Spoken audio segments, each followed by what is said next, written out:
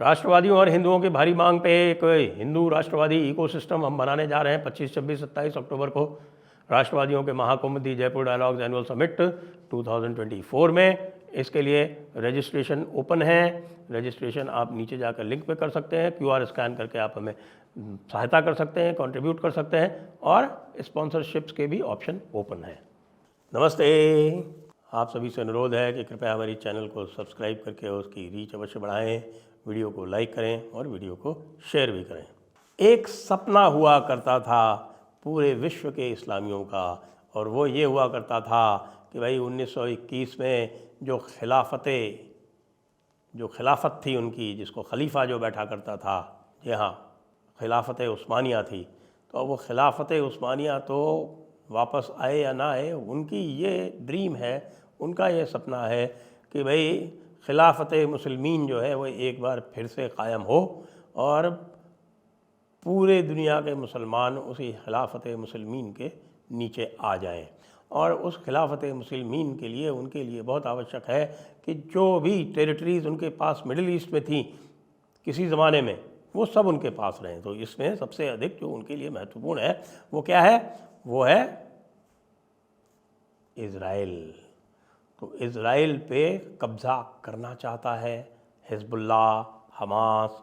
उनकी जो भी 2 स्टेट सोल्यूशन की जब बात होती है तो हमास कभी भी उस पर एग्री नहीं करता, हिज़्बुल्लाह उसके ऊपर कभी भी सहमति नहीं देता। क्यों? क्योंकि बड़ी किताब में ये लिखा हुआ है और छोटी किताब में भी ये लिखा हुआ है कि भाई सारे के सारे यहूदी जब तक ख़त्म नहीं हो जाएंगे पूरी दुनिया से, तब तक आखिरत का मज़ा मुसलमानों को चखने को नहीं मिलेगा। उनको तो आखिरत लानी है, मतलब दुनिया को ख़त्म करना है। दुनिया को ख़त्म करना उनकी अंतिम इच्छा है। ये मैं नहीं कह रहा, ये बड़ी किताब छोटी किताब दोनों में लिखा हुआ है। बल्कि बड़ी किताब में तो यह भी लिखा हुआ है कि जो भी अल्लाह रसूल और आखिरत को, आखिरत का मतलब होता है the day of last judgement, या उसको जो है वो क़यामत भी कहते हैं। तो जो आखिरत, अंग्रेज़ी में आर्मगेडॉन भी कहते हैं, एपोकैलिप्स भी कहते हैं। तो जो भी अल्लाह रसूल और आखिरत में यकीन नहीं रखता वो काफिर होता है। काफिर होता है मतलब वो जो है वो कभी भी जन्नत नहीं जाएगा, वो हमेशा जहन्नुम जाएगा और अल्लाह का जो अजाब है वो उसके ऊपर आएगा। अल्लाह ऐसे लोगों को पसंद नहीं करते, वो अल्लाह उसको अपना दुश्मन मानते। तो इस तरह के थॉट के साथ में पुरानी हिस्ट्री को ये यहाँ रिपीट करना चाहते थे। आप ये देखिए कि इसराइल का ये जो पूरा क्षेत्र है वो सन 736 में सबसे पहले एक यारमुक की लड़ाई हुई थी। उस नदी को यामुक भी कहते हैं, वो नदी है यामुक। तो उस यारमुक की लड़ाई में खालिद इब्न वलीद की बहुत फेमस लड़ाई है। और खालिद इब्न वलीद को तो कई लोग तो बिल्कुल कहते हैं कि साहब वो किसी खलीफा से कम नहीं था। उसने लड़ाई में पहले सबसे जब रोमन एम्परर हेराक्लियस को हराया था और ये लेवां यानी जो आज का सीरिया है इसको जीता था, और बाद में फिर ये जो पूरा का पूरा इज़राइल फ़िलिस्तीन वाला जो क्षेत्र है जिसको जूडिया कहते हैं, उसको फिर उसके ऊपर कब्जा करके और फिर बाद में वहाँ से मिस्र की ओर ये यानी इजिप्ट की ओर ये लोग गए थे। तो उसका रिपीट जब तक ना हो तब तक कैलिफेट नहीं आ सकती है। वो पूरी तरह से ध्वस्त कर दिया गया है। हमास का तो आपको पता चल ही गया। अब वो हमास वाली लड़ाई तो जो है वो हमास तो अब कुछ कर नहीं सकता, उसके पास कुछ भी नहीं बचा है। उसकी सारी टनल्स इत्यादि जो है वो ध्वस्त हो चुकी हैं। थोड़ी बहुत जो बची हैं वो धीरे धीरे की जा रही हैं। उनके जो तीनों बड़े जितने भी थे आपके तीनों जो शहर थे, यानी कि गाज़ा, खान यूनिस और रफ़ा, वो तीनों बर्बाद हो चुके हैं। और अब थोड़े दिनों में विंटर्स आने वाली हैं, तो जो थोड़े बहुत लोग वहाँ पे करीब बता रहे हैं कि 45-45 हज़ार लोग मारे जा चुके हैं, और बाकी जो भी हैं वो बिल्कुल विपन्नता की स्थिति में हैं। वो अब किसी काम करने लायक या कुछ भी किसी तरह का रेजिस्टेंस करने लायक नहीं रहे। अंततः वो जो क्षेत्र है उसको इज़राइल पूरी तरह से खाली करवाएगा। बाद में ईरान की मदद से हिज़्बुल्लाह जो था वो बहुत उछल रहा था, आपको पता है। और हिज़्बुल्लाह ये कह रहा था कि भाई हम जो है वो इज़राइल को हम ख़त्म करेंगे। और उन्होंने इतना बवाल मचा रखा था, बीच बीच में रॉकेट छोड़ते रहते थे कई सिविलियंस के ऊपर रॉकेट छोड़ देते थे, कुछ कर देते थे। और उनकी जो कॉपी बुक थी वो भी हमास की तरह ही थी, यानी उन्होंने भी अपने जितने भी लॉन्चर्स और इत्यादि जो थे वो सब सिविलियन पॉपुलेशन के अंदर छुपा रखे थे, या हॉस्पिटल्स में, स्कूल्स में, इसी तरह से बिल्कुल वही हमास वाली प्ले बुक। अब सबसे पहले तो इज़राइल ने पेजर वाले विस्फोट कर दिए, तो उनके जितने भी थे लड़ाके वो सारे के सारे पहचाने गए, सारे घायल हो गए, उनकी जो कैपेसिटी थी बुरी तरह से डिग्रेड हो गई। उसके बाद फिर आपको पता है कि उन्होंने वॉकी टॉकी वाले विस्फोट कर दिए। वॉकी टॉकी में जो कुछ थोड़े बहुत जो बड़े बड़े वॉकी टॉकी जो थे वो बड़े बड़े कमांडर्स के पास थे, कई सारे कमांडर मारे गए। और उसके बाद पता चला कि याहिया सिनवर जो है वो भी मारा जा चुका है। अब याहिया सिनवर जो हमास का जो दूसरा चीफ बना था हमास का, यानी कि जब वो इस्माइल हानिये मारा गया था तो उसके बाद याहिया सिनवर बना था, पता चला वो भी जा चुका है। तो इधर तो हमास का कार्यक्रम पूरा हो गया। अब हिजबुल्लाह का कार्यक्रम जो है वो अब पूरा करने के लिए जब उन्होंने अपने लॉन्चर्स इकट्ठा किए तो वो सारे के सारे लॉन्चर जो है लॉन्च होने के पहले ही इजराइल ने मार गिराए। अब उनकी ये हालत है कि पहले जो एक दिन में वो 2500 रॉकेट दागा करते थे, अब वो 24 घंटे में 100 लॉन्चर भी नहीं दाग पा रहे हैं। और अब इजराइल ने उनके ऊपर पूरा हमला करके और उनके 300 ठिकानों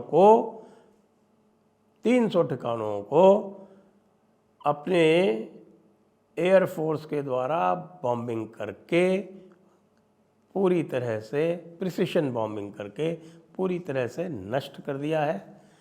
अभी तक जो लेबनान बता रहा है कि कोई 180 से ऊपर लोग वहाँ मारे जा चुके हैं, और उसको वो पूरी तरह से कोशिश कर रहा है कि किसी भी तरह से अंतर्राष्ट्रीय हस्तक्षेप वो आमंत्रित करें, और अंतर्राष्ट्रीय हस्तक्षेप के लिए उसको ये दिखाने का प्रयास कर रहे हैं कि जो लोग मारे गए हैं वो सिविलियंस हैं। जी नहीं, जो मारे गए हैं वो सिविलियंस कतई नहीं है, क्योंकि ऐसे स्थानों पर छुपा के ये लॉन्चर इत्यादि रखे गए थे जो कि सारी की सारी सिविलियन स्पेस में अवश्य हैं, लेकिन है पूरी की तरह हिजबुल्लाह के मिलिट्री टारगेट्स। तो अब आप ये बताइए कि जब बेरूत से यानी लेबनान से हिजबुल्लाह साफ़ हो जाएगा, गजा से हमास साफ़ हो जाएगा, इज़राइल के सऊदी अरब के साथ में संबंध पहले ही अच्छे हैं और वो पूरी तरह से नॉर्मलाइज हो जाएंगे, जॉर्डन और इजिप्ट के साथ में और टर्की के साथ में उनके रिलेशंस पहले से ही हैं, इंटरनेशनल रिलेशंस, और इतना सब होने के बाद भी इन तीनों देशों ने उनके साथ में अपने रिलेशन समाप्त नहीं किए हैं। यूएई ने तो फॉर्मल डिप्लोमेटिक रिलेशंस लॉन्च कर दिए हैं। तो भाई अब आप ये समझ लो कि ये जो खिलाफत मुसलमीन का जो एक सपना था, और जिसके लिए आप देखिए कि ये वो बगदादी जो था, अल बगदादी, जिसने अपने आप को खलीफा घोषित किया था और उसको बाद में यूएस ने ढूंढ के मार दिया, वो भी अब अपनी कब्र में मरोड़े खा रहा होगा कि भाई हमने तो यहाँ पे खिलाफत कायम भी कर ली और उसके बाद फिर वो खिलाफत हमारी ख़त्म भी कर दी गई। जो किताबों में लिखा हुआ है कि भाई रक्का नाम की एक जगह है कि वहाँ से भाई आपका आखिरी जो उनका जो पड़ाव होता है वो वहीं पे होगा। तो वो तो हुआ नहीं, और सारा का सारा वो ख़त्म हो गया। तो अब क्या होगा? अब पूरे विश्व के इस्लामियों में निराशा है, क्योंकि उनकी एक एटॉमिक पावर है, उनकी एक पेट्रोलियम पावर है। जी हाँ, उनकी पेट्रोलियम पावर है और उनकी इकोनॉमिक पावर है, एक आर्थिक पावर है और एक उनकी मिलिट्री पावर है, वो है पाकिस्तान। तो पाकिस्तान की इकोनॉमी ध्वस्त हो चुकी है, उसकी अब ये स्थिति नहीं कि वो उस बॉम्ब का किसी के भी ऊपर प्रयोग कर सके। उसको बेच भी नहीं सकता क्योंकि वो बेचने नहीं देता अमेरिका, और अमेरिका ने उस बॉम्ब को अपनी जो भी वो सहायता देता है उसके बदले में गिरवी करके रखा हुआ है। जहाँ तक सऊदी अरब का प्रश्न है, जो कि उनकी सबसे बड़ी आर्थिक पावर है, वो कह रही है कि हमें झगड़े टंटे में पड़ना ही नहीं, हम तो काफिर बन के ही अच्छे हैं। और वो पूरी तरह से यहूद और हनूद के साथ में अच्छे संबंध बनाने में लगे हुए हैं, और केवल एक मुल्ला पावर यानी कि ईरान वाले बचे हैं जिनकी इकोनॉमिक डिग्रेडेशन तो पूरी तरह से हो चुकी है, मिलिट्री डिग्रेडेशन उनकी लगभग कंप्लीट है। क्योंकि अभी आपने देखा होगा कि इज़राइल ने जब उनके यहाँ हमले किए, उनके जो है गेस्ट यानी आपके इस्माइल हनिया जैसे को उनके मिलिट्री सेफ हाउस में तेहरान में उड़ा दिया, उसके बाद भी वो कुछ कर नहीं पाए। कर इसलिए नहीं पाए कि उनके पास अब दम नहीं है, अब उनके पास क्षमताएं नहीं हैं, और वो जो पहले बनाना चाहते थे परमाणु बम, वो भी अब वो बनाने की स्थिति में है नहीं। जिस दिन होंगे उस दिन इजराइल उनकी फैसिलिटीज़ को उड़ा देगा।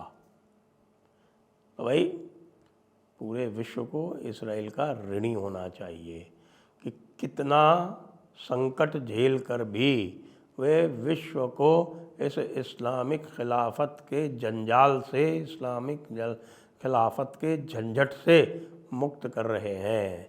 The dream of caliphate is gone, there will be no caliphate. बस खाली जो है वो हमारे यूरोप वाले कुछ मूर्ख और यूनाइटेड स्टेट्स वाले जो कुछ मूर्ख हैं, वो सोचते हैं कि हम इनको अपने उपयोग में लेकर और हमारी जो ग्लोबल एसेंडेंसी है या हमारे जो ग्लोबल न्यूसेंस है उसको हम मेंटेन कर सकते हैं। तो वो भी नहीं होने वाला, क्योंकि ये जो है वो उनको ही खाए जा रहे हैं।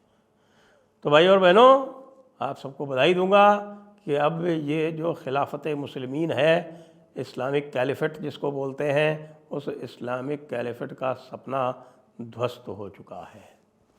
जय हिंद, जय भारत, वंदे मातरम।